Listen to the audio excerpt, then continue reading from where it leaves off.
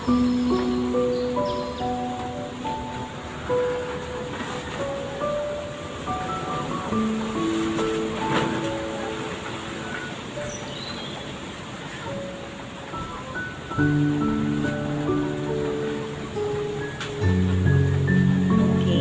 second day na to guys.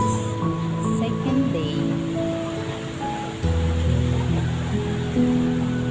Painom ko sila ng plain water today. Plain water muna ngayon. Next day, molasses ulit.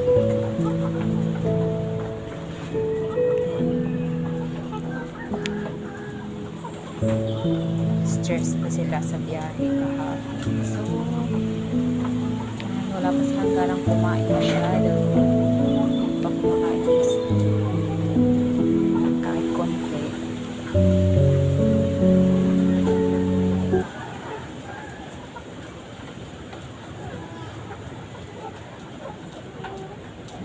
Studying. Chill and relax muna.